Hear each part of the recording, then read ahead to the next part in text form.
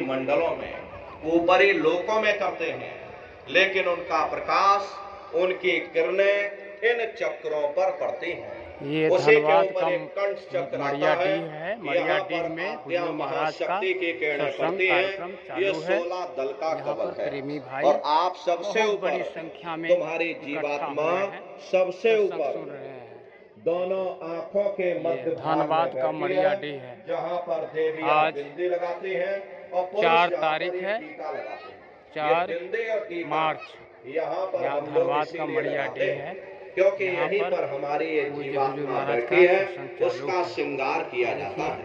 तो ये 10वां द्वार है जहाँ पर तुम्हारी जीवात्मा बैठी हुई। इसी 10वें दरवाजे पर बैठ करके जीवात्मा अपने प्रकाश को 9 दरवाजों में फैलाती है, जिससे आपका ये शरीर चलता, आपके हाथ और आपके पैर चलते हैं। जब आप भजन करोगे और घंटे शंख की आवाज को सुनोगे तो उस आवाज में झारखंड का धनबाद जिला का मड़ियाडीह स्थान है। और जब बैठ जाइए उधर जाके, तो है जगह बैठने फैला बैठा हुआ प्रकाश 9 दरवाजों से सिमट करके यही 10वें दरवाजे पर इकट्ठा हो जाएगा।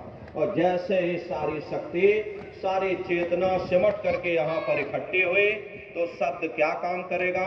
शब्द तुम्हारी जीवात्मा को खींच करके इस शरीर से बाहर कर देगा। फिर आप अपनी आंखों से देखिएगा कि हमारा शरीर ये है और हम ये खड़े। आप अपने शरीर से अलग हो जाओगे।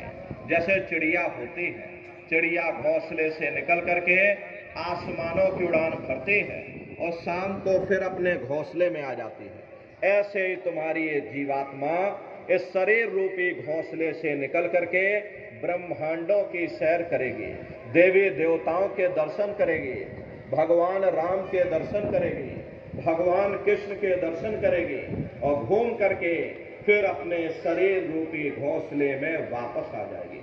प्रेमी भाई बहनों, ये ब्रह्मा विष्णु महादेव जिनकी सारी दुनिया पूजा करती है, अरे आप सभी लोग ब्रह्मा विष्णु महादेव की पूजा करते हो, लेकिन कभी आपने ये पता नहीं लगाया भाई जिनके हम लोग पूजा कर रहे, आखिर ये ब्रह्मा विष्णु महादेव कौन है? ये कहाँ पर रहते हैं? ये क्या काम करते हैं? अरे इनके माँ बाप कौन हैं? भगवान राम कौन है? भगवान कृष्ण कौन है? ईश्वर कौन है? ब्रह्म कौन है? पर ब्रह्म कौन है? ये कहाँ पर रहते हैं?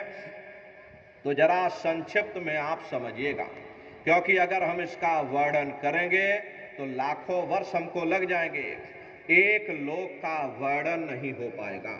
इतने विशाल लोक इस आसमान के ऊपर बने हुए हैं। वैज्ञानिक लोग इसकी खोज कर रहे हैं। कोई चंद्रमा तक चंद्रयान को भेज रहा, कोई सौर मंडल पर जाने की तैयारी कर रहा, लेकिन प्रेमी भाई बहनों वहां तक ये नहीं पहुंच पाएंगे।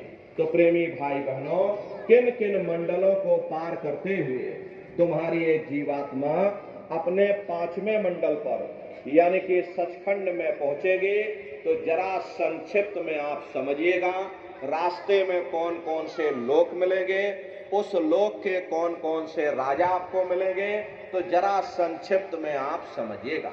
प्रेमी भाई बहनों, जब आप भजन करोगे और घंटे और शंख की आवाज को जब आप सुनोगे तो उसी आवाज को पकड़ करके ये जीवात्मा ब्रह्मांडों की चढ़ाई करती है। मान लो आप किसी जंगल में खो गए और चारों तरफ अंधेरा ही अंधेरा हो, कोई रास्ता आपको नजर ना रहा हो, तो आप किसी पहाड़ पर चढ़ करके और वहीं से आवाज लगाते हो कि भाई कोई हमारी आवाज को सुन रहा हो तो कृपया करके हमको रास्ता बताओ। मान लो किसी व्यक्ति ने आपकी आवाज को सुना और उसने आपको आवाज दी कि भाई हम तुमको ये आवाज दे रहे, तुम इस आवाज को पकड़ करके और तुम हम तक पहुंच जाओ। भले ही हमें दिखाई ना पड़े, लेकिन हम उसकी आवाज को पहले सुनेंगे कि वो आवाज पूरब से आ रही या पश्चिम से आ रही, और फिर उस आवाज को पकड़ करके हम उसी जगह पहुंच जाएंगे जहां पर वो व्यक्ति आवाज दे रहा। ठीक उसी प्रकार से इस हरि मंदिर के अंदर, इस मानव मंदिर के अंदर, यानी कि तुम्हारे अंदर वो परमात्मा आवाज दे रहा। जब ये जीवात्मा उस आवाज को सुनेगी तो उसी आवाज को पकड़ करके ये जीवात्मा वहीं पहुंच जाएगी जहां वो परमात्मा बैठ करके आवाज दे रहा है। आवाज कब पकड़ में आएगी? जब आप भजन करोगे। प्रेमी भाई बहनों, जब आप लोग भजन करोगे और जब घंटे और शंख की आवाज को सुनोगे तो उसी आवाज को पकड़ करके जीवात्मा ब्रह्मांड